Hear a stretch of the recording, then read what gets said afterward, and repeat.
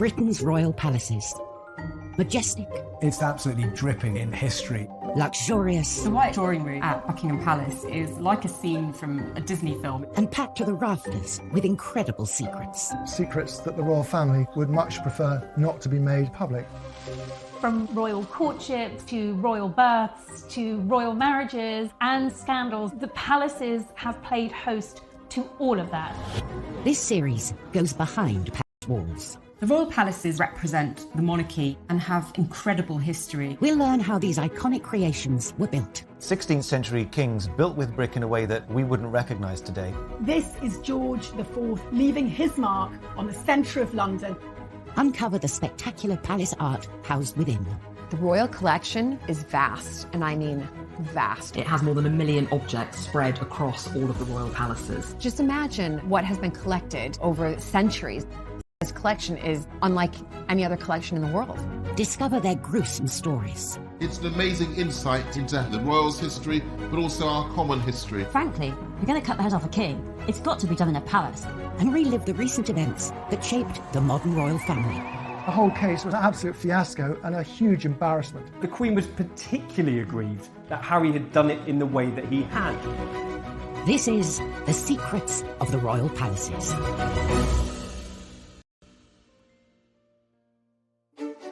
This time, a conversation between the Queen and Diana's butler is kept secret, landing him in the Old Bailey. I just felt as if I betrayed the princess's legacy, when all I'd ever wanted to do was protect her. We explore the royals' hidden getaway, the vast estate of Balmoral. They can walk for 4 or 5 hours and not come across a living soul. We discover that Henry VIII's great lost palace was a stadium for violence. What he does when he restores Whitehall Palace is he makes sure it has to have its own special cockfighting pit. And we reveal the secret story behind one of the most iconic statues in the country. To their astonishment, they found out that it was actually one of Queen Victoria's own daughters. And royal protocol is tested with President Trump's state visit to Windsor Castle. There was a lot of nervousness about how Trump would behave. All eyes were on him.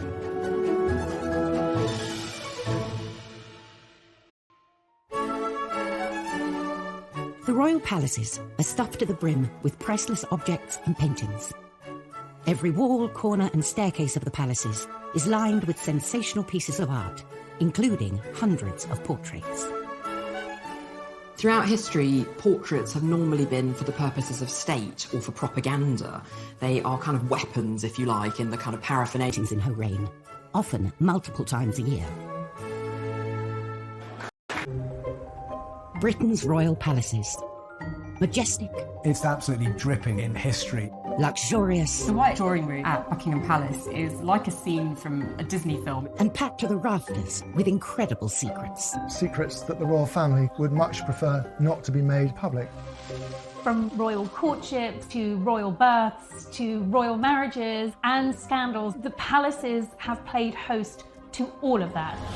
This series goes behind palace walls. The royal palaces represent the monarchy and have incredible history. We'll learn how these iconic creations were built. 16th century kings built with brick in a way that we wouldn't recognise today. This is George IV leaving his mark on the centre of London.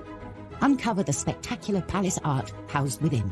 The royal collection is vast, and I mean vast. It has more than 1 million objects spread across all of the royal palaces. Just imagine what has been collected over centuries. This collection is unlike any other collection in the world. Discover their gruesome stories. It's an amazing insight into the royals' history, but also our common history. Frankly, you're going to cut the head off a king. It's got to be done in a palace. And relive the recent events that shaped the modern royal family. The whole case was an absolute fiasco and a huge embarrassment. The Queen was particularly aggrieved that Harry had done it in the way that he had. This is The Secrets of the Royal Palaces.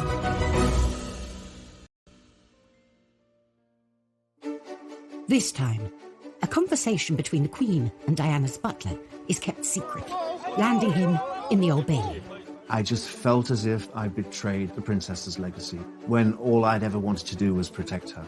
We explore the royals' hidden getaway, the vast estate of Balmoral. They can walk for 4 or 5 hours and not come across a living soul. We discover that Henry VIII's great lost palace was a stadium for violence. What he does when he restores Whitehall Palace is he makes sure it has to have its own special cockfighting pit. And we reveal the secret story behind one of the most iconic statues in the country. To their astonishment, they found out that it was actually one of Queen Victoria's own daughters. And royal protocol is tested with President Trump's state visit to Windsor Castle. There was a lot of nervousness about how Trump would behave. All eyes were on him.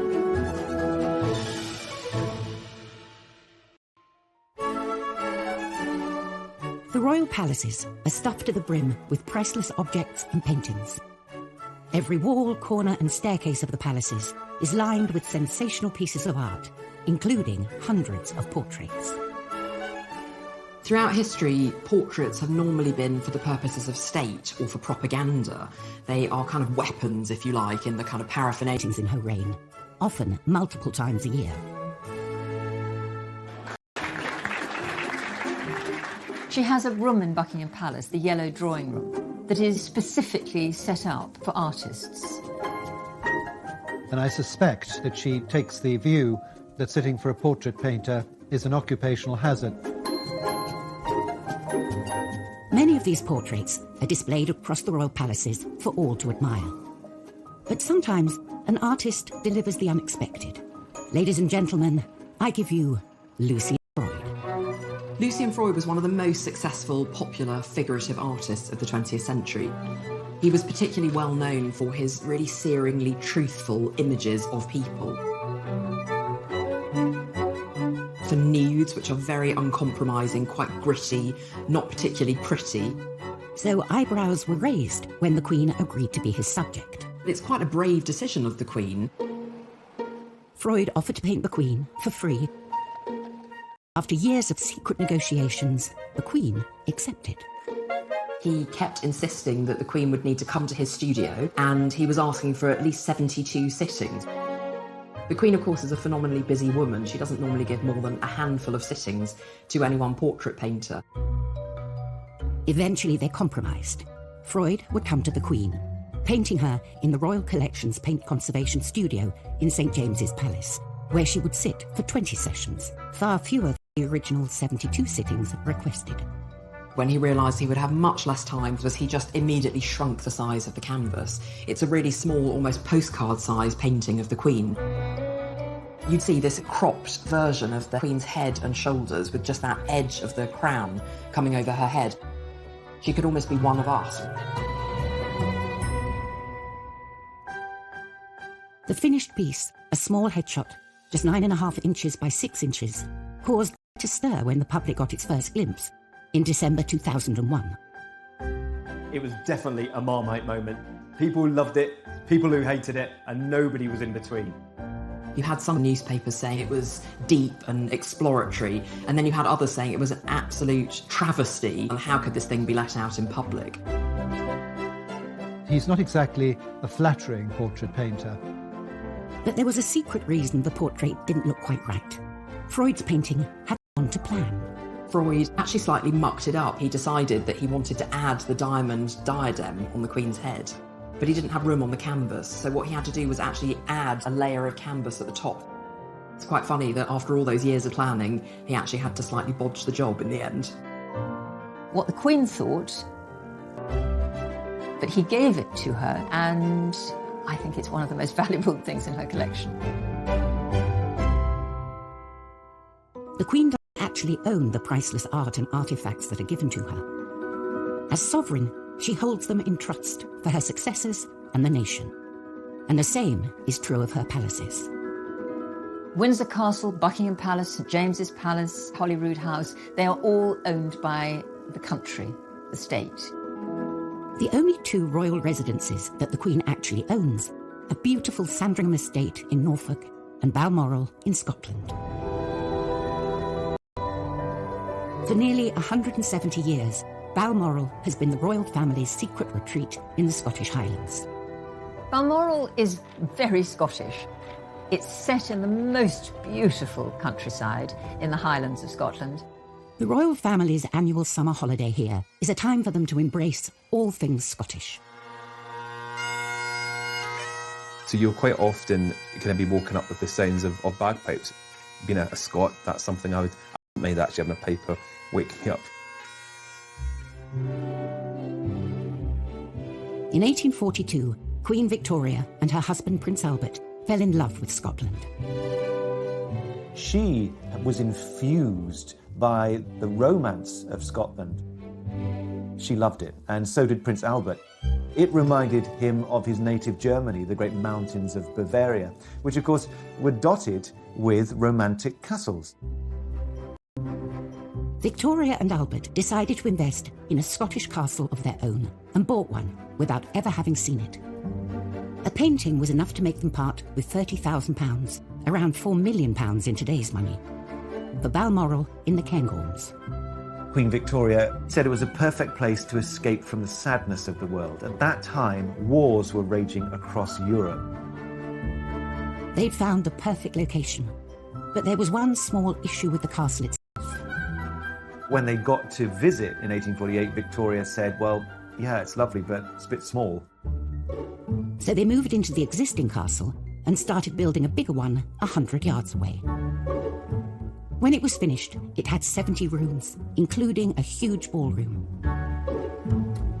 Its 7-storey tower harks back to medieval defensive tower houses, while its pepperpot turrets are reminiscent of French chateaux.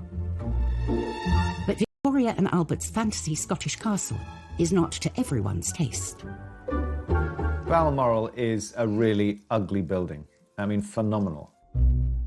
It is a country house with an overscaled tower. It looks like a water tower and landscape.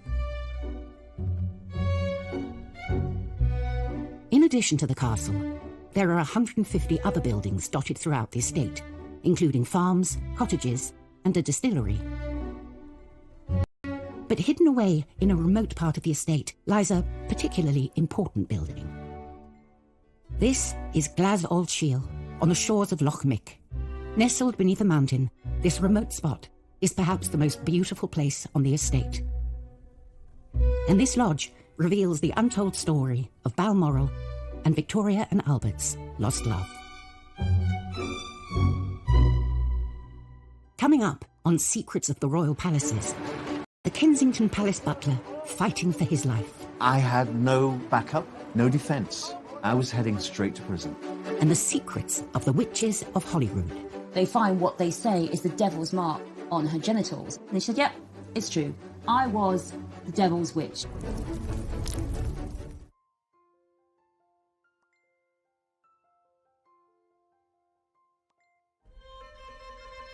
Each royal palace is as unique as the monarch who lived there. George IV's Buckingham Palace was designed as a showpiece which would dominate London, while William III's Kensington Palace was built outside of London as he suffered from asthma and wanted to avoid the pollution. But none of the palaces are as closely associated with a particular monarch as Queen Victoria's Balmoral Castle. Balmoral, the Royal Scottish Retreat. It's not just a house, it's a 50,000-acre estate. That's almost twice the size of the city of Manchester. Balmoral is hundreds of acres of nothingness with nobody. They can walk for 4 or 5 hours and not come across a living soul. Queen Victoria and Prince Albert bought the estate as their ultimate secret love nest, a place where they could get away from the court and be together. What they were buying into at Balmoral, it was a way of life. It was an escape from royal duty and ceremonial and stuffy staterooms and interfering prime ministers. This was their pad. It was where they could indulge in their hobbies. Here, Albert would stalk deer and Victoria would paint. But all that came to an end in 1861 with Albert's premature death. Victoria was devastated. She retreated from the world and found solace at Balmoral. And here on the shore of Loch Mick, she built what she called her widow's house, where she could mourn in peace. It was an additional place where she could retreat to it. It became hers, her widow's cottage. And it just shows the depth, I think, of her despair and her need to escape. And it was at Balmoral that she found a place to do that. Victoria spent her first night in the lodge in October 1868 and recorded her and loneliness in her diary, missing her dearest Albert, with whom she had been so happy at Balmoral.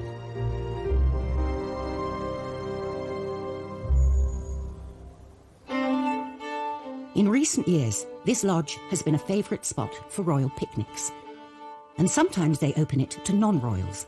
One of its outbuildings is a bothy, a resting place for hikers. So it's the only royal residence where you can drop into sleep for the night for free. Another hidden building on the estate, about a mile from the main castle, is particularly special to our current Queen. Every year she starts her summer holiday with a stay at the 7-bedroom Craiggowan Lodge. So since the house is open to the public for much of June and July, often the Queen will arrive in Scotland before the big house, Balmoral, is open. So she stays at Craiggowan Lodge. And I don't imagine she's doing the cooking or anything, but she and the Duke are able to be there as an ordinary married couple without the grandeur. I think the Queen sees the grandeur in these amazing houses as sort of part of the job. But the Queen, like anybody else, can only be in one room at a time. So one room at a small house is probably rather a nice change. For a person who can never go on a normal holiday like the rest of us, Balmoral is incredibly important in the summer as her retreat and her place to explore the Highlands. Balmoral has been the royal family's secret escape for generations, hidden away in the vastness of the Scottish Highlands. But not all Scottish palaces have such sedate and serene history. Scotland's James VI, who became James I of England after the union of the Scottish and English crowns, used the other Scottish palace, Holyrood House, as a court. He made himself judge, jury, and executioner in the trial of Agnes Sampson. James VI is convinced that witches are out to get him. And it all really starts with bad storms. His wife, Anne, she's coming over from Denmark to marry him, and he decides that the bad storms on the way are caused by witches who are trying to kill the future queen. So James called for one woman, Agnes Sampson, to be brought to Holyrood House, and she's questioned. And in front of the king, she refuses to say she's a witch. She says she's innocent. So she's taken to the Holyrood cells. And they all teeth. 2 go into one cheek and the other 2 go into the tongue. It's really torture. And still, she's not saying anything. She's not giving up. And then they decide to look for the devil's mark. And what they mean by a witch mark is what we'd see as a mole, even a freckle. I mean, they're that desperate, sometimes even a freckle will do. So finally, they find what they say is the devil's mark on her genitals, on her privities, as they put it. So that is really the moment when Agnes crumbles. She said, yep, it's true. I was the devil's witch. So Agnes, poor woman, is burnt at the stake, and James, he is convinced that witchcraft exists. He writes a witch hunting guide, Demonology, a book that you can use for hunting down witches, and we think about 4,000 people are burnt and killed as witches in Scotland. And all of this hysteria, all these deaths, they all began with James's trial of Agnes Sampson at Holyrood House. Throughout history, the royal palaces have played the part of the ultimate backdrop to some of the greatest affairs of state and political intrigue the country has ever seen. They've seen death, they've seen murder, they've seen marriage. Look at them. That's called a microphone. There's absolutely nothing that hasn't happened in these palaces. But what really gets the public interested are the secrets behind the drama.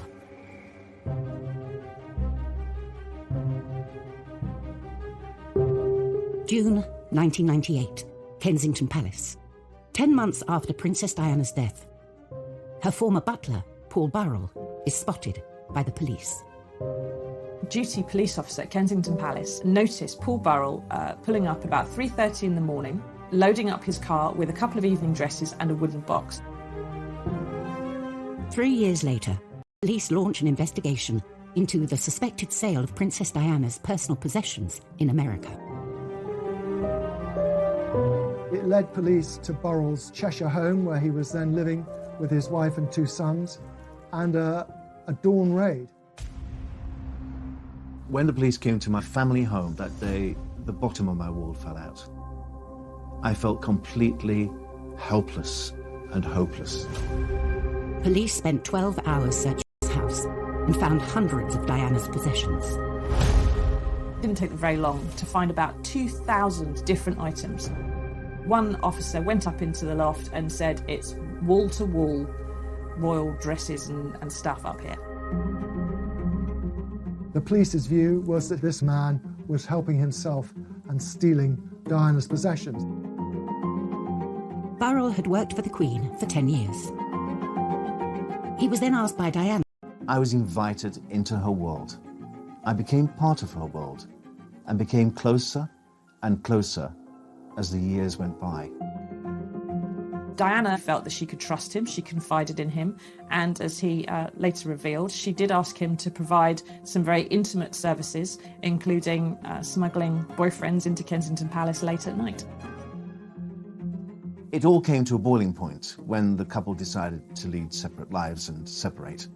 Charles said to Diana, "You can have anything you want. What do you want? Do you want the furniture? Do you want the silver? You name it. Make a list."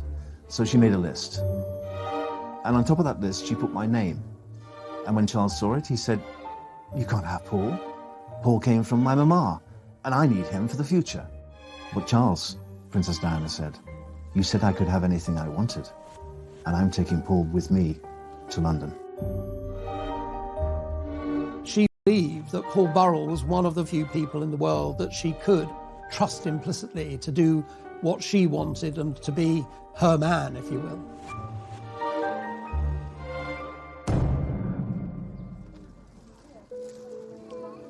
After Princess Diana's tragic death in 1997, Burrell was heavily involved in sorting her belongings at Kensington Palace. It was an arduous task, but I found it quite cathartic, really, to be in her world, to still be in control, to still be taking care of the things that she loved most. But Paul felt members of Diana's family were deliberately destroying her legacy, getting rid of material they didn't want the public to discover. He could see her mother and sister tearing up letters and removing things, and he felt that there were things in that palace which should be preserved for William and Harry. And Mrs. Shankid would sit on the settee in the princess's sitting room and constantly shred the princess's correspondence. She really did destroy part of the princess's world. Burrell started secretly protecting her possessions and removing them from Kensington Palace. And it was these items the police found in his home 3 years later. The 43-year-old former royal servant left a London police station this evening to return to his home in Chester, having been formally charged with stealing 342 items of personal property. The police believed they had enough evidence to take Burrell to court, with the apparent approval of Prince Charles. The police told the Prince of Wales they had photographic evidence of me wearing Diana's clothes. Of course, none of it was true. None of it was true. It never happened. The stage was set for a trial. Paul Burrell has denied 3 charges of theft. And intimate details about the royal family could be exposed. It's impossible for anybody to have witnessed what happened. So because of that, I had no backup, no defense, none whatsoever. I was heading straight to prison. Coming up, the Queen reveals a secret conversation that will change the outcome of the Burrell case.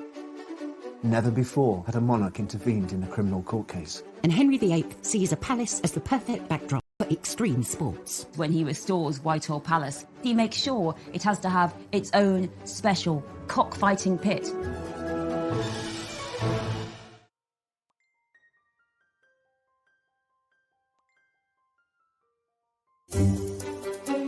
Behind the pomp and glamour of the British royal palaces is a hidden army of staff working night and day to keep the engine of the monarchy running. Very rarely do any of these backroom staff make it into the headlines. But in October 2002, all that changed with the trial of Princess Diana's former butler, Paul Burrell.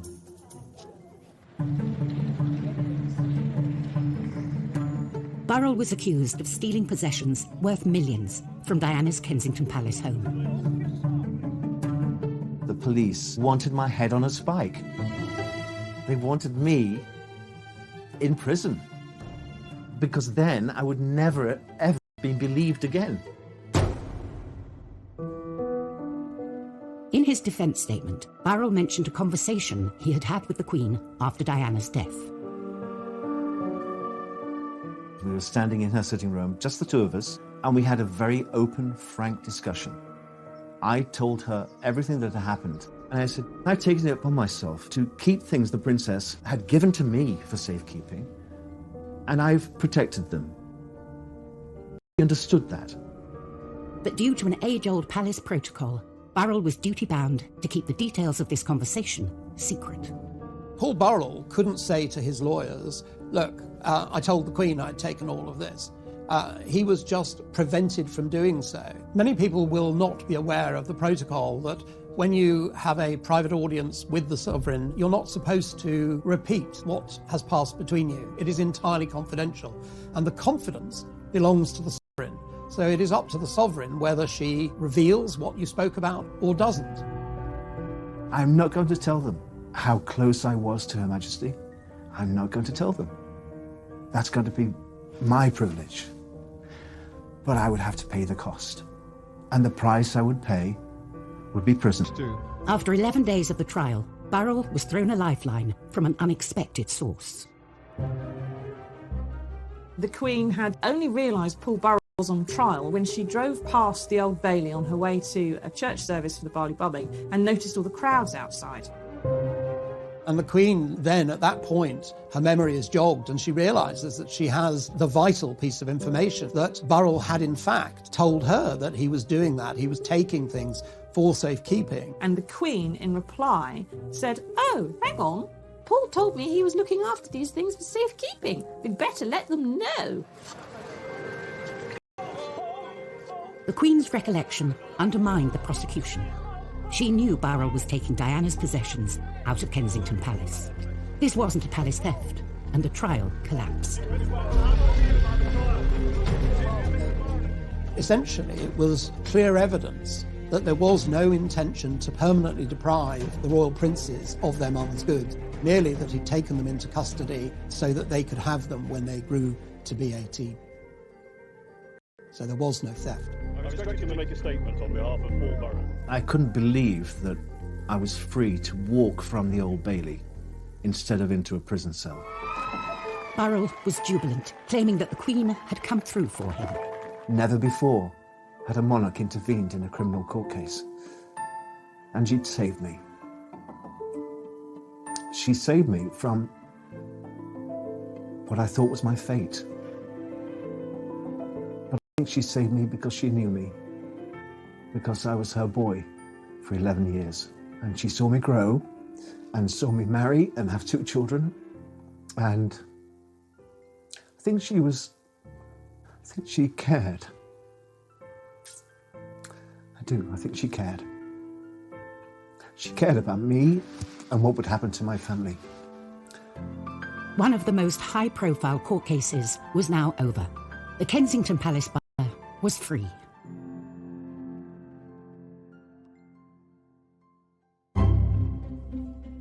Henry VIII's great lost royal residence, Whitehall Palace, stood in the heart of the British establishment before it was destroyed by fire in 1698. This palace was built for excitement. It was a pleasure palace, thanks largely to the cockpit at court. Henry VIII's Whitehall Palace, it wasn't what we'd imagine a palace. There were 4 tennis courts and a tilt yard for doing jousting. Henry VIII was a great sportsman, and when he was outside London in Hampton Court or Windsor, he went out hunting. And when he was in London, the sport he did was watching animals. It had really been wearing down in its popularity. Henry comes to the throne and cocks are back. And what he does when he restores Whitehall Palace is he makes sure it has to have its own special cockfighting pit, the large building surrounded by seating, so that when those 2 cocks go and fight it out, everyone can watch them and cheer them on. And Tudors loved it. It was not a time for happy lives for animals. You know what stands on the place of Henry VIII's cockfighting pit? That is now 10 Downing Street, the Prime Minister's residence, where those big, puffed-up cocks fight it out for power and glory behind closed doors. Whereas Henry VIII's Whitehall Palace was built in the centre of London, the British establishment. Balmoral was built as far away from it as possible. For Queen Victoria and Prince Albert, it was their secret getaway, a break from the hustle and bustle of court politics. Here they embraced the local culture and incorporated it into their castle. Balmoral is quintessentially Scottish, and quite deliberately. It was seen very much as an opportunity to make the British monarch seen as more Scottish rather than simply an English monarch. Victoria and Albert immersed themselves in the Highland life, especially when it came to their decor. Balmoral is entirely clad in tartan. That was always the intention. The carpets were tartan, the seat covers were tartan, the curtains were tartan. No doubt they wore tartan. In the servants' quarters, on the floor was tartan linoleum. And if you looked at the walls, loads of stags' heads and antlers and deer skins on the floor as you come in through the main entrance. It was a theme park of Scottishness. Victoria and Albert's obsession with tartan was actually a secret political ploy to win back the support of the Scots. In the middle of the 18th century, Victoria's great-great-grandfather, George II, had invoked the massacre of Glencoe. Tartan was banned. Any affiliation with Scots or Stuarts against the English kingship was treasonous. And so for Victoria to start to rebind the links with the people of Scotland went down really well. A century and a half later, have our modern royals torn out the tartan? Few had seen inside this private home until 2013, when New Zealand's Prime Minister John Key broke protocol and shared a photo of the Queen's private living room. And what you see there is a glimpse of an interior which is undoubtedly familiar to Victoria and Albert. I mean, their own portraits, Victoria and Albert, still either side of the fireplace that they commissioned and saw built. There are still tartan carpets wall to wall there. Some of their furniture still survives in situ. While in Balmoral, you can walk for miles without bumping into another living soul. In London's Kensington Palace, you can't turn a corner without bumping into a royal. In fact, it houses more royals than any other residence, including the future King and Queen. And watching over this palace is Britain's second longest reigning monarch, Queen Victoria. This marble monarch greets over 500,000 palace visitors every year. But the creation of this statue is one of the palace's greatest secrets. Completed in 1893 to commemorate her Golden Jubilee a few years earlier, the young, slender figure is not the Victoria we think of today. The image most of us have of Queen Victoria is when she was old, when she was a widow, she was dressed in black, and she looked pretty miserable. But she was a very beautiful young woman. Commissioning this statue, the powers that be decided on an open competition, allowing anyone to enter a design. Various people sent in sketches. One came in anonymously, and it was decided by the commission unanimously that that was the sculpture they were going to go for. Little did they know, this was no ordinary submission. To everyone's surprise, the winner was actually a female sculptor, which in itself was pretty amazing.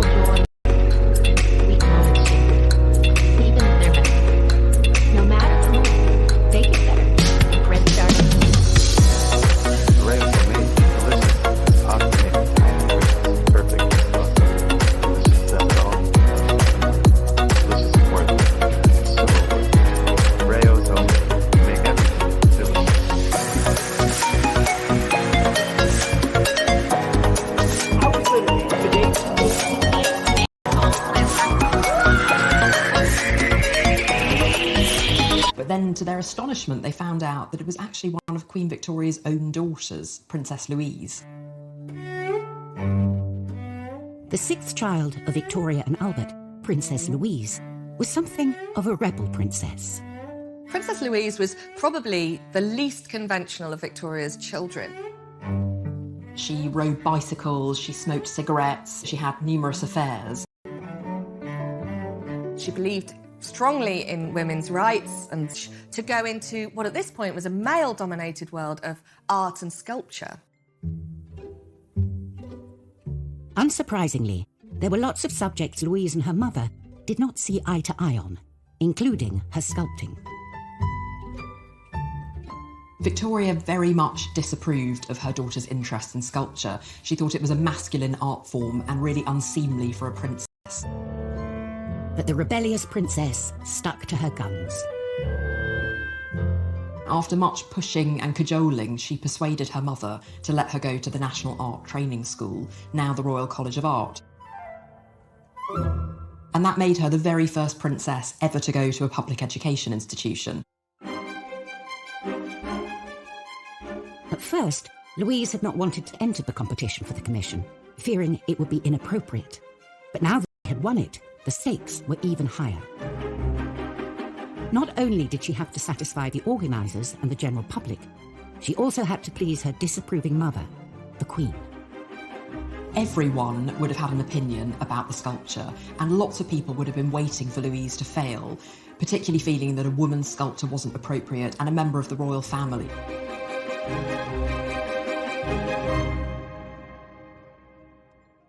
Coming up, what would the forbidding Queen Victoria make of her daughter's artwork? You get a sense of the pressure coming from all directions. And President Trump refuses to follow the rulebook while visiting Buckingham Palace. Trump being Trump lands his chopper in the middle of the Buckingham Palace lawns.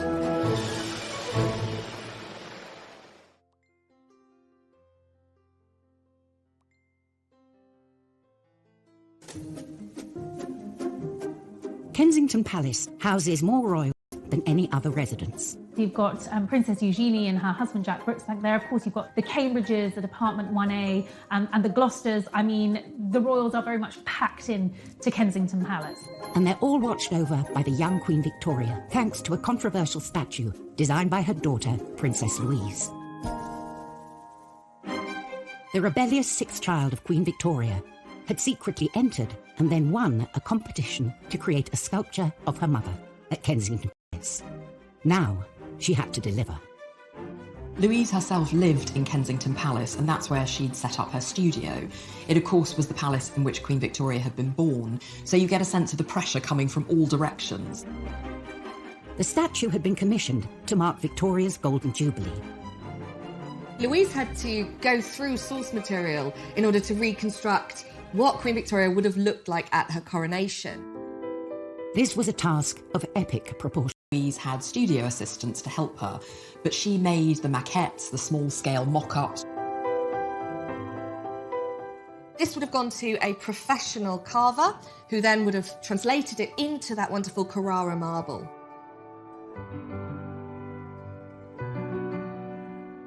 Although the statue had been commissioned for the 1887 Jubilee, it was not completed until 1893, on the anniversary of her coronation.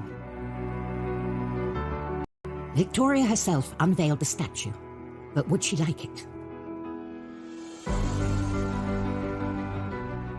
She said, "It gives me great pleasure to witness the unveiling of this fine statue, so admirably designed and executed by my daughter."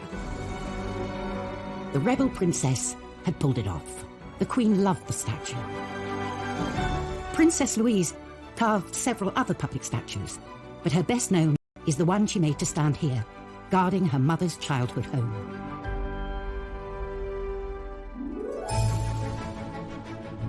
In her 65-year reign, Queen Elizabeth has hosted 113 state visits. A heady mix of kings, queens, prime ministers and presidents have passed through the palace's gilded gates, but only one has ever gone over them. June 2019, the ballroom, Buckingham Palace. Georgian tableware is laid for a very special state banquet. A state visit is very much about putting on the best of British. It's a chance for us to show off and say, this is what we're all about, and the Queen personally will inspect the table. So there's no pressure for the butlers. Feeling the heat on this official visit will be American President Donald Trump. Americans love the royal family. Even If you're the President of the United States, it's a big deal to come and meet the Queen. You know, you couldn't get two more opposite people in one room together than President Trump and Queen Elizabeth. The palace was on high alert for any potential banana skins, which wasn't surprising, considering what had happened the first time President Trump met the Queen at Windsor Castle. If you look back at the G20 2018 visit, you know, he did have that huge faux pas. Trump walks in front of her, everybody's cringing. This Queen is dwarfed by his gargantuan size and suddenly appears from behind him. It's an absolute shocker. And his lack of etiquette isn't the only baggage Trump brings with him. No, so this room is full of mirrors. Where would you like to? If you look at the two state visits, because he obviously took a car to Buckingham Palace and the streets were lined with people cheering him on, and it completely opposite when Trump arrived. The streets were lined mostly with people protesting his visit.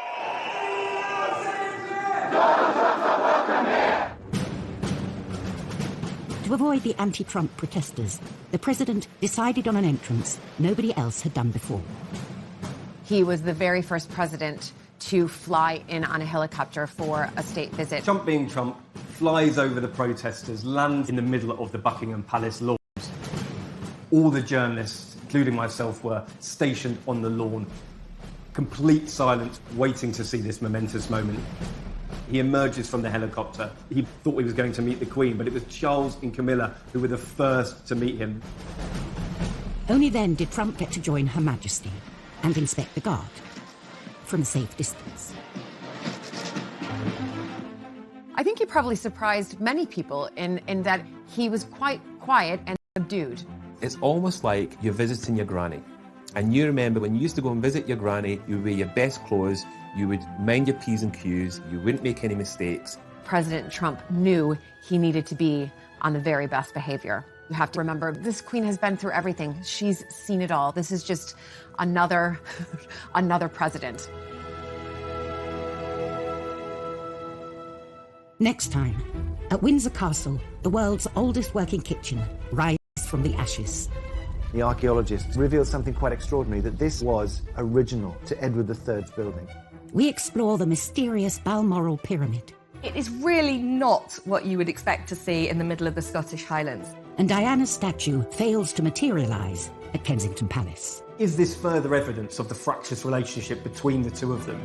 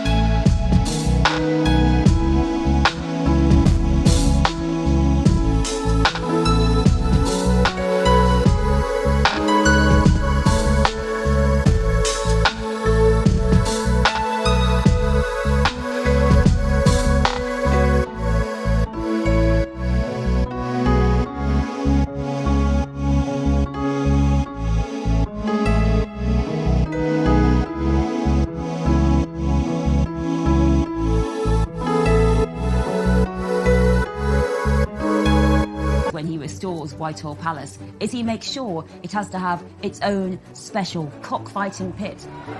And we reveal the secret story behind one of the most iconic statues in the country. To their astonishment, they found out that it was actually one of Queen Victoria's own daughters. And royal protocol is tested with President Trump's state visit to Windsor Castle. There was a lot of nervousness about how Trump would behave. All eyes were on him.